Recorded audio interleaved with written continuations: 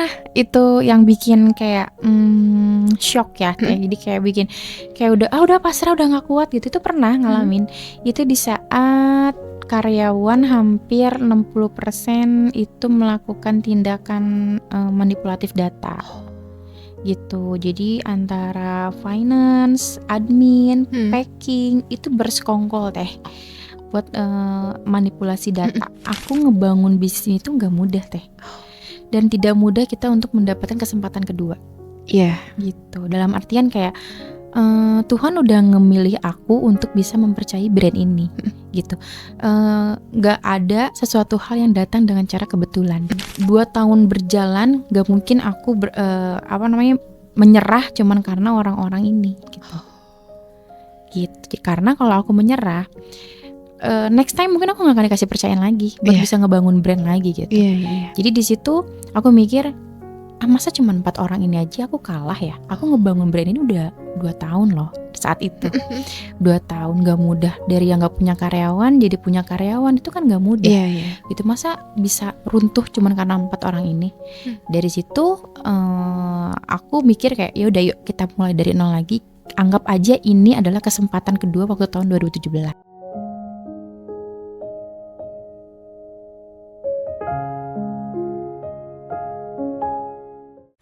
90,9 FM X Channel Radio Inspirasi Segala Generasi. Halo X People, kamu gimana kabarnya hari ini? Semoga sehat selalu ya. BTW kembali lagi bareng Indah di program Titik Temu spesial kolaborasi dengan HIPMI, Himpunan Pengusaha Muda Indonesia. Dan hari ini Indah bakalan ngobrol sama teteh-teteh cantik nih ya. Ini buat kamu semua cocok banget. Bentar lagi, bahkan kalau misalkan kita suka nih, perempuan kan suka banget fashion ya, nyari baju-baju baru buat hangout atau misalkan buat acara-acara keluarga. Nah, cocok banget hari ini Indah bakalan ngobrol sama salah satu owner brand fashion besar juga di Indonesia, yaitu ada Teh Finfin. Kita sapa dulu. Halo Teteh. Halo. Gimana kabarnya Teh Finfin? Alhamdulillah baik ya Teh. Alhamdulillah cerah dan cantik sekali hari ini Teh Finfin. Masya Allah, makasih banyak Teh. Ini izin ya buat ngulik Teteh. Boleh gak? Boleh banget. Buat ngulik kisah inspiratif dari Teh Finfin, karena aku udah kepoin juga Alunicorn. Betul. Keren banget. Produk-produknya keren banget. Kalau cewek-cewek ini suka banget nih pastinya. Tapi sebelum itu kita kenalan dulu. Teh Finfin boleh memperkenalkan diri, kemudian juga sekarang kesibukannya lagi ngapain nih? Oke, sebelumnya halo, salam kenal semuanya. Kenalin, aku Finfin. Aku adalah founder dan juga owner dari brand Alunicorn. Alunicorn itu brand fashion yang ada di Bandung ya Teh gitu. Nah, keseharian aku sih aku seorang ibu dari 2 anak laki-laki. Ya kesehariannya selain ngejalanin bisnis, aku juga ngejalanin usaha kayak tadi ya, brand Alunicorn. Terus juga aku juga punya studio foto juga gitu kan, masih satu perusahaan juga, satu PT. Terus juga sekarang ini lagi mulai usaha sewa baju wedding dan prewed juga sih Teh gitu. Lumayan ya. Teh, berarti kan tadi Alunicorn itu sudah dari kapan berdirinya? 2017 Teh. Sekarang 2017. itu tahun ini berarti mau 8 tahun. Dan kebanyakan juga di ya tadi bisnisnya Teh fashion. Betul. Emang suka di fashion? Suka. Karena aku suka fashion. Oke, dan kalau ngomongin tentang Alunicorn, ibaratkan Alunicorn ini adalah manusia, ini Teh ibaratkan kayak gimana sih? Banyak yang bilang sih kayak Alunicorn itu kan mencerminkan ownernya ya. Jadi lebih ke kalem, terus baju-bajunya juga feminim, cewek banget gitu kan. Jadi mungkin kalau dilihat sosok Alunicorn tuh seperti apa ya seperti itu. Tapi namanya unik Teh, Alunicorn. Ada filosofisnya? Ada dong. Apa ada tuh? dong. Simple sih Teh. Jadi waktu aku kecil tuh kan seneng boneka kuda poni ya, atau orang bisa bilang unicorn. Betul ya, unicorn. Nah dulu tuh aku tuh suka banget sama boneka itu. Nah jadi Alnya itu tuh nama aku Teh. Kan aku tuh namanya Finfin Alfionika. Nah, Al-nya itu aku ambil dari nama kedua aku, Mm-mm. terus unicornnya itu boneka kesukaan aku. Jadi sesimpel itu emang ngebangun brand dulu tuh. Lucu banget.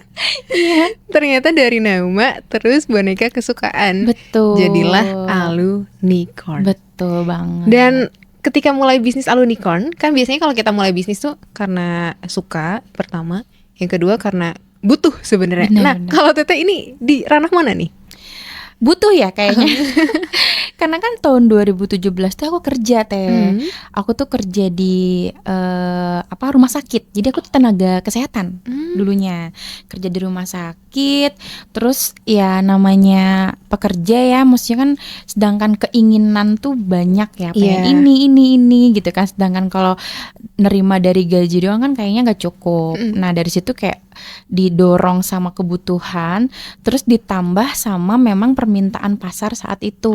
Karena kan di rumah sakit tuh hampir 90% perempuan teh. Iya, Karena iya, kan iya. memang dulunya klinik bersalin. Mm-mm. Kalau sekarang udah jadi rumah sakit. Nah, klinik bersalin itu berarti kan rata-rata perempuan semua Iya. ya yang kerja. Nah, di sana tuh memang para ibu-ibu tuh sering gonta-ganti kerudung teh. Seneng gitu. Nah, dari situ kebutuhannya ada nih. Jadi seorang perempuan yang butuh kerudung ganti-ganti setiap Iya. saat. Marketnya juga ada perempuan. Nah, di situ aku terlibat langsung. Jadi klop aja gitu teh. Akunya butuh uang, marketnya ada, kebutuhannya ada. Jadi nyatu lah gitu. Jadi satu kesatuan gitu loh. Tepat juga waktunya ya. Betul, momentumnya pas. Berarti Alunicorn ini passionnya di bidang pakaian muslimah atau gimana nih? Barangkali Exipel juga belum tahu teh. Oke, jadi awalnya itu pas berdiri Alunicorn tuh memang fokusnya di hijab teh.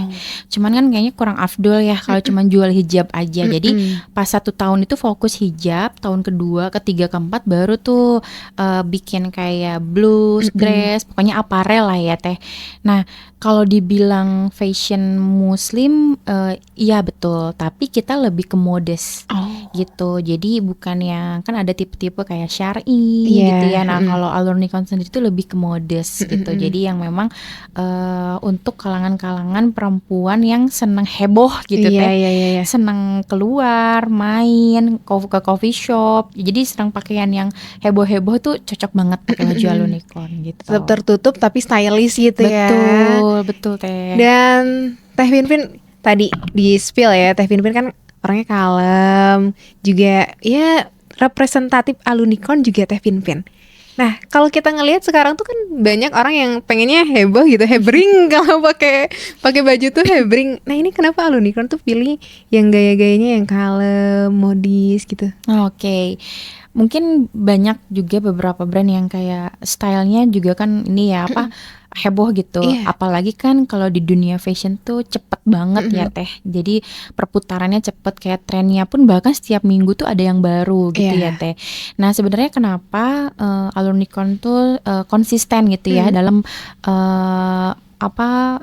identitasnya gitu ya, tetap mempertahankan kefeminimannya, kekalemannya, karena kita pun, aku pun gitu ya, aku gitu di posisi aku tuh kayak sebagai manusia pasti ada kalanya kita tuh butuh pelarian gitu kan. Kayak makan nih, gak mungkin kita makan itu aja kan teh. Pasti kita juga lagi tren sekarang apa nih. Betul. Kita pasti ngejar kan teh. Begitupun kayak kebiasaan, pasti ada juga kayak kebiasaan yang pengen kita coba hal-hal baru gitu kan. Nah bedanya adalah sebenarnya kenapa saya sendiri selaku founder tidak mengikuti fast itu, karena itu akan sesaat teh. Dalam artian kalaupun kita ngikutin itu kita akan capek sendiri. Betul. Gitu, karena sebuah tren itu nggak akan ada habis-habisnya. Iya. Nah visi misi dari perusahaan kami itu lebih ke bagaimana memberikan kesan setelah atau bisa dibilang experience setelah memakai produk dari Alunicorn. Jadi experience ini, kesan ini yang akan membuat customer tuh balik lagi ke kita. Jadi nggak apa-apa, kita izinkan mereka untuk berpelarian dulu gitu. Mereka coba brand sana sini, it's okay, nggak masalah. Tapi di endingnya mereka akan balik lagi ke kita dan akan belanja terus dan jadi loyal gitu teh. Luar biasa ya. Dan teh tadi ya, fashion muslim. Tadi kerudung, kemudian pakaian-pakaian yang modis. Kadang banyak orang yang ngelihat orang yang berbisnis di fashion muslim, terbatas nih marketnya, orang-orang muslim aja. Yang kerudung pun kan gak semuanya belum berkerudung. Nah, gimana Teteh melihat pendapat tersebut? Sebenarnya balik lagi karena kita modus fashion, jadi sebenarnya produk-produk Alunicorn itu tuh bisa dipakai buat yang non hijab juga Teh. Gitu. Nah jadi spesifik untuk marketnya kita memang ada yang hijab dan non hijab dan masih kece juga kalau misalkan dipakai sama yang non hijab. Nah jadi nanti pada saat penyesuaian kayak photoshoot atau pembuatan konten itu bisa disandingkan dengan yang non hijab juga. Jadi kita bisa ngambil marketnya lebih luas. Gitu, Oke, karena modis juga ya bisa digunakan oleh yang non hijab. Betul. Yang non muslim juga Bisa banget. Ya. Bisa. Dan biasanya kalau bisnis fashion modalnya juga lumayan ya Teh ya. Apalagi kalau bahannya premium. Betul. Nah ini gimana Teh? Katanya kalau misalkan fashion, F&B juga harus punya modal yang besar, koneksinya juga kuat buat nanti memperkenalkan di Alunicorn dan brand fashionnya. Ini gimana menurut Teteh? Apakah emang harus sebesar itu? Bagaimana? Malah aku waktu itu modalnya cuman 0 ya Teh. Karena aku sistemnya PO dulu. Jadi waktu aku kerja di rumah sakit, aku tuh kayak cuman ngeliatin, aku foto-fotoin bahan di tempat tekstilnya itu, terus aku share by foto ke teman-teman, mau yang mana, dia langsung kayak aku mau yang ini ya, by PO. Jadi kita nggak punya modal. Nah setelah itu, setelah udah ada orderan, baru kita belanjain. Setelah dibelanjain, ya udah mereka bayar. Nah, sesimpel itu sebenarnya Teh. Nah, balik lagi ke apakah harus mengeluarkan modal awal besar atau enggak? Balik lagi cara kita untuk marketingnya seperti apa. Gitu. Kalau misalkan kita memang terbatas modal, tapi kita pengen membuat produk yang premium, atau otomatis harganya juga mahal kan Teh. Nah, jadi mungkin kita bisa dengan cara open pre-order. Gitu. Jadi kita tidak menurunkan standar kualitas. Gitu. Atau bisa jadi juga kalau misalkan dilihat dari perjalanan waktu gitu. Jadi mungkin pertama mungkin modalnya kecil gitu ya Teh. Tapi produknya dia konsisten premium nih, harganya juga menengah ke atas. Mungkin dia bisa stoknya nggak banyak dulu, kayak stoknya hanya beberapa puluh, nanti lama-lama ratusan, ribuan gitu ya Teh. Jadi mulai dengan hal yang kecil dulu, dengan produksi kecil. Jadi nanti biayanya pun gak akan besar. Gitu. Jadi nanti bangun dulu kepercayaan, buat testimoni. Nanti kalau sudah kebentuk customer journey-nya gitu, udah kebentuk tuh, udah ada customer loyal, udah ada customer fanatik. Nah jadi nanti ke depannya mau berapapun harga yang kita tawarkan itu bakalan ada yang beli kok.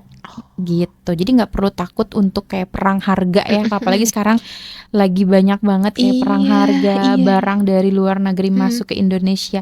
Nah kalau kita udah punya branding yang kuat, terus kita juga udah punya customer loyal, itu juga bisa banget bikin jadi value lebih dari kita sebagai brand lokal gitu. Oke, branding tadi, kepercayaan customer, loyalitas customer ke brand kita.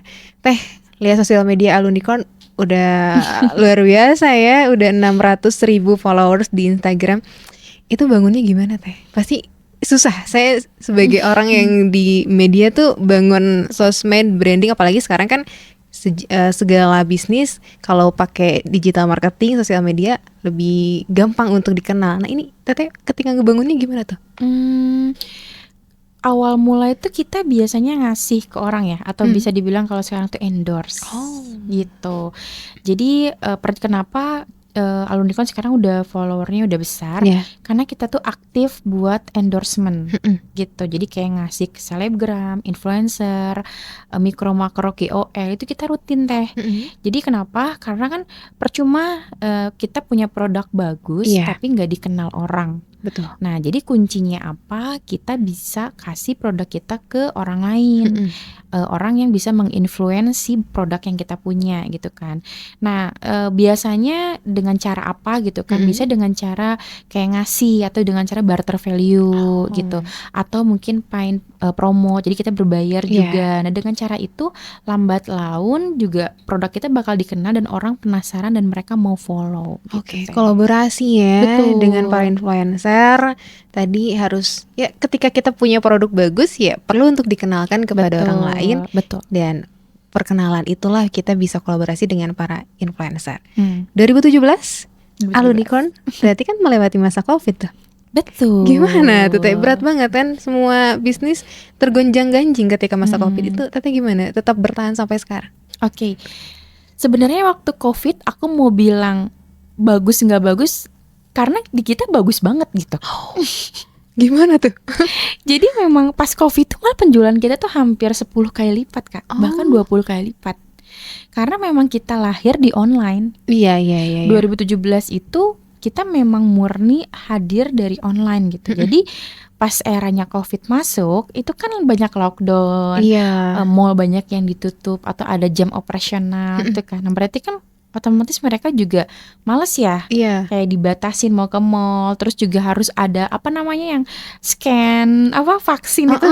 Iya. Itu kan ribet banget ya. Maksudnya kayak dan khawatir juga ada kan, takut ketularan lah apa gitu kan. Jadi orang cenderung lebih banyak di rumah gitu. Nah, orang lebih cenderung banyak di rumah, tapi kan kehidupan nggak akan mungkin berhenti saat di situ aja. Iya. Mereka juga tetap harus bekerja, mereka juga tetap harus ada waktunya keluar, pakai baju yang ganti-ganti juga. Nah, Betul. jadi pas ada Covid itu, semua orang tuh peningkatan belanja di online-nya itu besar banget. Iya. Jadi aku juga dapet info kalau kayak e-commerce, website gitu ya, hampir semuanya tuh mendapatkan peningkatan traffic ya. Jadi Iya. banyak kunjungannya banyak banget gitu, berkali-kali lipat. Nah dari situ pas Covid awalnya emang khawatir, Iya. duh laku nggak Iya. ya gitu. Orang mana mau sih beli baju sekarang, mau dipakai kemana juga gitu Betul. kan. Logikanya kayak gitu. Di saat aku mengurangi jumlah produksi, Covid mulai itu 2019, ternyata permintaan banyak Teh. Banyak banget yang sampai barang yang dirak tuh udah habis-habisnya. Pas Covid karena memang orang males atau mager buat keluar. Iya. Jadi udah deh yang gampang aja dilihat dari e-commerce-nya atau dari website-nya atau dari Instagram-nya.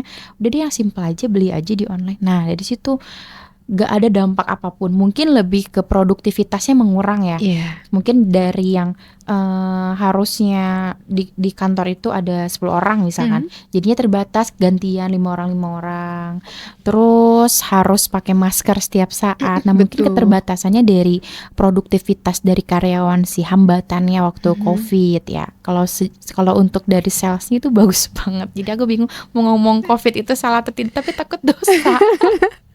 Ternyata karena emang udah mulai online sebelum Covid ya Teh. Betul. Ketika masuk masa Covid peluang banget. Betul. Ternyata peluang ya bertemu dengan kesiapan gitu. Betul. Dan Teh kalau ngomongin bisnis 2017 brand fashion, apalagi tadi ya Teteh juga sempat spill, sekarang tuh banyak banget barang impor dari luar negeri yang harganya lebih murah. Betul. Ya pasti juga berdampak kepada brand-brand fashion yang ada di Indonesia, di lokal itu sendiri. Nah, Teteh gimana cara untuk bersaing dengan mereka gitu? Balik lagi Teh, tadi branding. Itu sih. Karena kalau kita mau terus-terusan kayak perang harga gitu ya kayak itu nggak akan ada habisnya Teh. Barang dari luar negeri tuh, apalagi Cina ya Teh. Iya. Kayak baju, kaos kaki itu ada yang 2.000 Teh. Betul. Kaos kaki ada yang 2.000, kaos ada yang 5.000. Kalau dipikir-pikir kalau misalkan kita produksi di Indo ya, 2.000, 5.000 itu cuma ongkos buat jasa jahitnya doang kayaknya Teh ya. Nggak cukup untuk nutupin kayak biaya kain, packaging dan lain-lain, kayaknya nggak mungkin gitu kan. Nah, gimana sih caranya gitu buat bisa tetap bertahan gitu ya di eranya sekarang banyak banget produk-produk luar masuk ya. Balik lagi kita harus memperkuat branding sih Teh. Memperkuat branding, persona brand, dan juga membangun kepercayaan. Karena mungkin mereka balik lagi ya tadi yang aku bilang, mereka mungkin escape aja, butuh pelarian aja, pengen coba-coba aja gitu sama produk yang sekarang lagi happeningnya apa. Tapi kalau misalkan endingnya tidak berkesan baik, dalam arti ini produknya biasa aja nih, wajar sih harganya segini misalnya. Nah itu mereka akan lambat laun bakal balik lagi ke memang brand yang mereka udah pernah beli atau udah pernah mereka percayain sebelumnya. Gitu. gitu, dan membangun komunitas mungkin ya. Iya. Membangun komunitas, terus bikin acara kayak gathering dengan customer, itu juga bisa bikin bonding antara brand dengan juga para customer Oke, gitu. menjalin komunitas penting berarti ya, bukan hanya sekedar oke deh beli aja. Betul. Enggak, tapi harus ada tadi komunitas supaya ada loyalitas juga. Ya, betul. Teh, dari sosok orang sukses dan perempuan tangguh seperti Teteh, aku yakin di balik itu pasti ada perjalanan berat yang pernah dilewati juga. Betul. Bisnis tuh gak mudah-mudah aja. Betul. Pasti ada satu hal yang buat jatuh dan pada akhirnya harus ya bangun lagi. Di Alunicorn, apa peristiwa yang menurut Teteh rasanya berat banget, tapi Teteh bisa bangkit lagi? Dan apa yang membuat Teteh bangkit lagi? Oh, oke.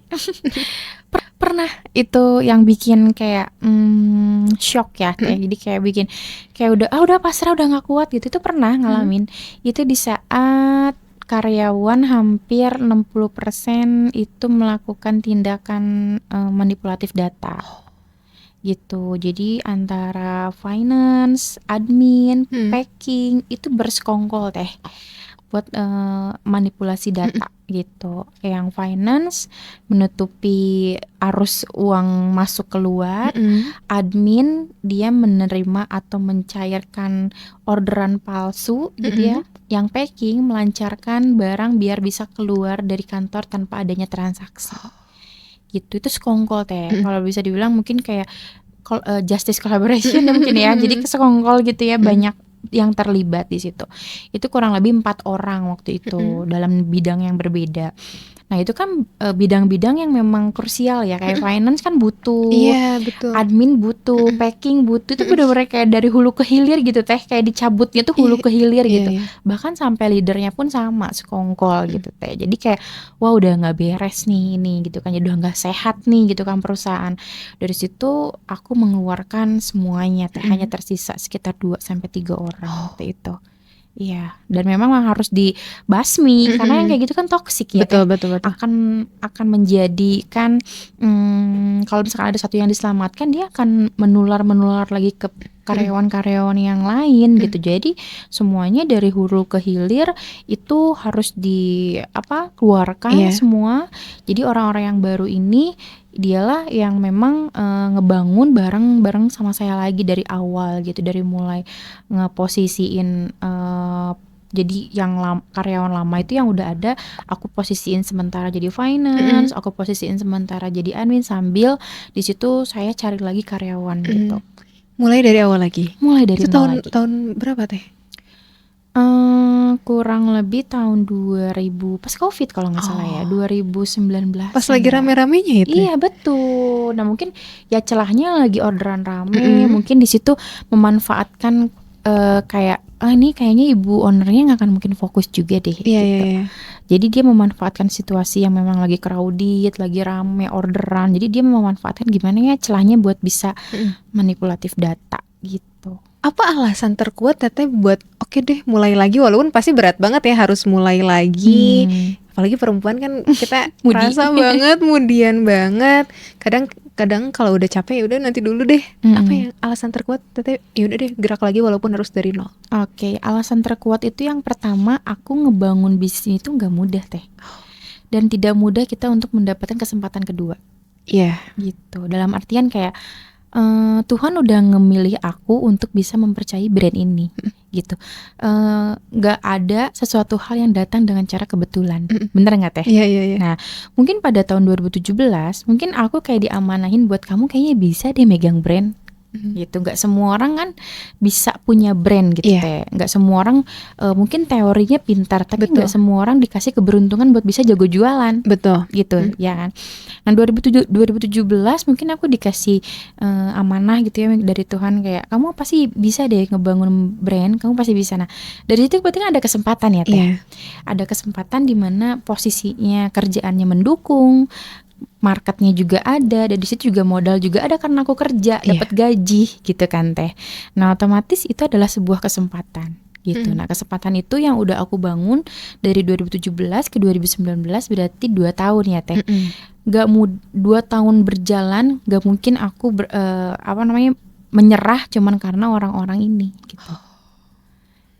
Karena kalau aku menyerah, next time mungkin aku nggak akan dikasih percayaan lagi buat bisa ngebangun brand lagi gitu. Jadi di situ aku mikir, masa cuma 4 orang ini aja aku kalah ya. Aku ngebangun brand ini udah 2 tahun loh saat itu. 2 tahun gak mudah. Dari yang gak punya karyawan jadi punya karyawan, itu kan gak mudah. Gitu, masa bisa runtuh cuma karena 4 orang ini.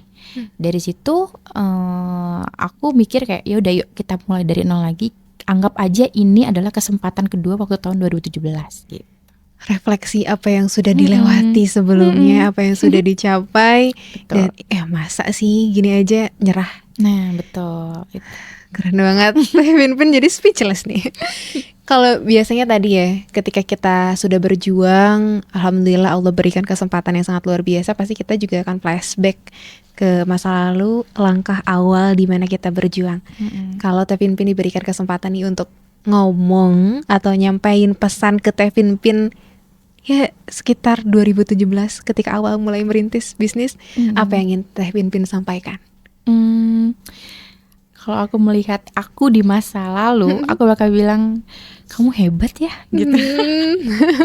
Pasti aku bakal bilang kayak gitu, karena memang pas sekarang nih Finfin yang sekarang memang berdarah-darah gitu Teh perjuangannya. Jadi kalau aku kembali lagi ke masa lalu 2017, aku bakal bilang kamu hebat, kamu bisa, kamu kuat gitu. Kamu hebat. Narik napas dulu. Kamu bisa, kamu kuat. Keren banget. Betul. Dan Teh biasanya kan kalau kita yang mungkin orang-orang yang non pengusaha ngelihat pengusaha tuh enak banget nih dia gitu, hidupnya enak banget aja. Apa sih yang orang belum tahu dari seorang Teh Finfin dari proses perjuangannya mungkin? Iya, kadang mereka itu selalu melihat dari hasil ya, gitu. Betul. Kadang orang-orang, bahkan ya aku pun sama, kadang kalau lihat scroll Instagram, ya ampun enak banget ya, udah bisa ini, udah bisa ini, pasti itu wajar ya. Itu hal yang wajar, yang timbul dalam benak diri melihat orang. Nah sebenarnya orang itu pasti punya masalahnya sendiri-sendiri ya, punya problemnya sendiri-sendiri gitu. Mungkin orang lain nggak akan tahu nih, aku kayak tadi aja kan punya drama ya dengan karyawan yang ngehianatin gitu kan. Terus juga ada masalah-masalah kayak misalkan kita ngeproduksi baju, ternyata bajunya salah nih, salah desain atau nggak salah, pokoknya ada yang memang produknya gagal produksi lah ya. Nah itu kan mereka nggak tahu. Orang di luar sana tuh nggak tahu kalau banyak banget kejadian, bahkan mungkin setiap sebulan sekali atau seminggu sekali pasti ada aja kejadian-kejadian yang memang di luar dugaan, baik itu dari internal maupun dari eksternal, itu ada aja Teh sebenarnya. Tapi balik lagi nggak mungkin kita memperlihatkan keluh kesah kita kan, atau problem kita kan nggak mungkin. Itu pasti kita bakal keep di internal atau enggak dalam diri aja gitu, atau enggak keluarga. Nah mungkin yang mereka tahu yang enak-enaknya aja, yang udah berdiri, tapi sebenarnya banyak banget perjuangan mungkin di luar sana, bisnis owner, founder, atau yang baru mau mulai maju mundur, itu pasti mereka ada rintangan dan tantangannya sendiri-sendiri gitu. Oke, tidak ada proses perjuangan yang mudah ya Teh ya. Betul. Perjuangan harus ada pengorbanan juga, banyak yang harus dikorbankan. Dan Teh Finfin, aku penasaran juga. Perempuan tangguh seperti Teh Finfin pasti ada seseorang yang menguatkan. Betul. Support system Teteh sampai sekarang tuh siapa aja Teh? Yang mensupport aku gitu ya selama ini itu pasti keluarga sih Teh. Terutama orang tua juga ya. Karena dari dulu waktu aku ngebangun bisnis 2017, yang nganter jemput tuh papa. Papa yang nyetirin, papa yang nganter kemana-mana tuh papa. Pokoknya karena kan 2017 tuh itu kan aku masih kerja juga ya Teh.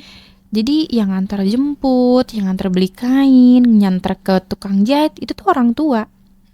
Gitu, orang tua. Nah sekarang ini mulailah pas udah menikah, udah punya anak. Jadi ngelihat anak, lihat suami, keluarga, jadi kayak wah ini nih aku mungkin kayak rezeki itu ada di tangan aku juga nih gitu. Mungkin Allah titipinnya ke aku nih, makanya aku harus berusaha lebih kuat lagi, lebih ekstra lagi, lebih lah dari semuanya gitu. Keluarga ya, orang tua. keluarga, orang tua, terus juga karyawan yang memang yang baik, yang loyal. Mereka juga jadi salah satu support system. Ngelihat karyawan rajin, terus ngelihat karyawan loyal, itu juga sebuah apa ya? Semangat saya sebagai owner dan founder gitu. Jadi kayak karyawannya aja tuh rajin, Iya. semangat. Masa sih kita masih mau malas-malesan? Masa sih kita masih mau leha-leha? Karyawannya aja semangat loh. Nah, itu juga salah satu dari support system dalam hidup sih Luar untuk membangun biasa. bisnis.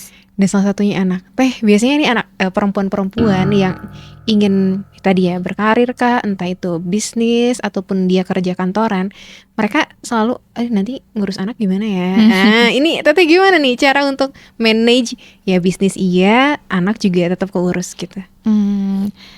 Lebih ke times management.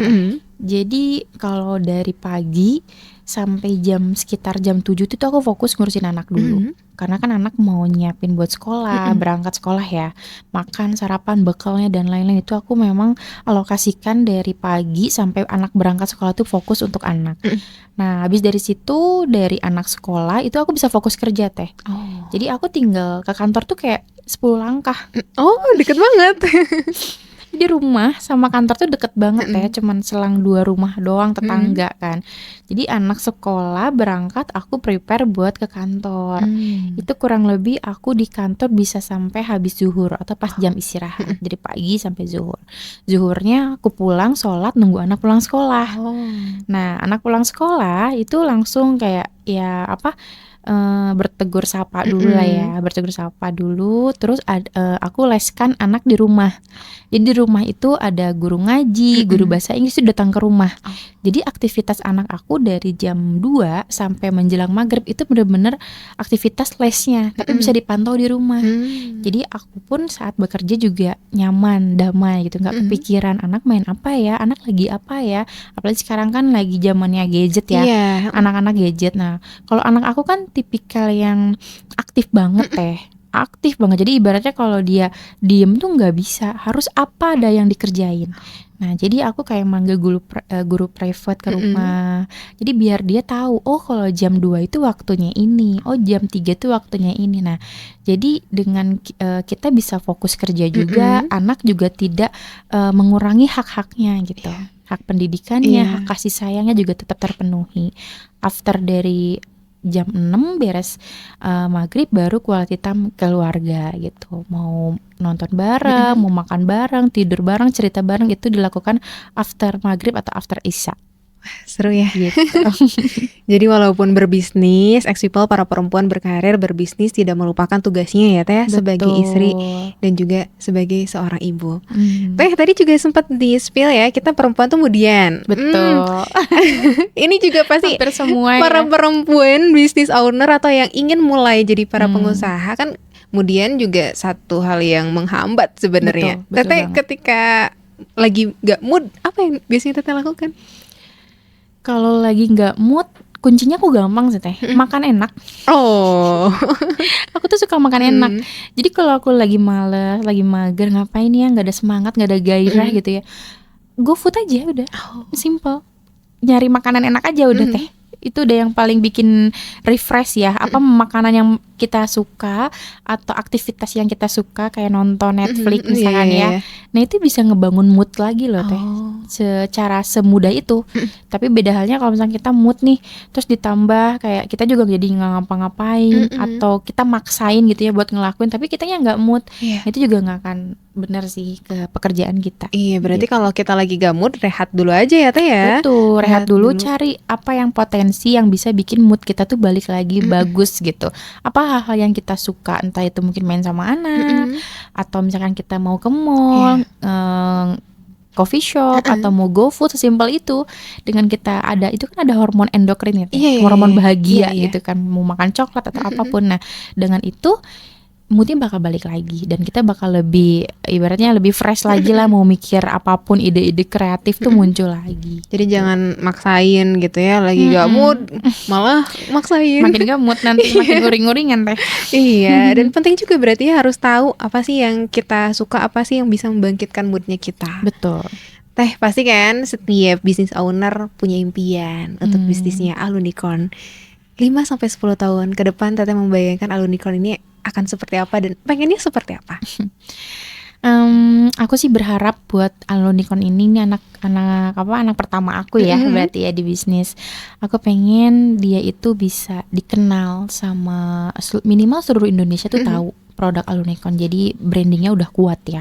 Itu yang pertama aku pengen. Yang kedua, Alunicorn bisa punya offline store di beberapa kota besar. Amin. Mau itu Jakarta, Bandung, Surabaya, atau Solo. Itu harapannya memang pengen ada toko-toko offline store yang tersebar gitu ya. Terus juga selain itu kita juga bisa masuk ke mall-mall besar juga, atau bahkan bisa masuk ke mall-mall yang luar negeri kayak Asia, misalkan kayak Malaysia, Singapura, itu kita bisa masuk tuh di situ. Harapannya itu sih ke depannya, dan punya anak-anak baru lagi selain Alunicorn gitu, turunan-turunan dari fashionnya lagi. Amin. Nanti Teteh kalau 5-10 tahun lagi nonton podcast ini lagi biar kebayang untuk ngecek, wah udah kecapai nih ya. Betul banget. Dan Teh pasti ada di luaran sana para perempuan, Teteh kan representatif business owner yang perempuan tangguh gitu kan. Pasti ketika akan mulai tadi maju mundur, terus kayak aduh nanti gimana ya perempuan mudian teh lah. Kalau ada satu pesan yang ingin Teteh sampaikan kepada para perempuan muda yang ingin memulai bisnis, apa yang ingin Teteh sampaikan?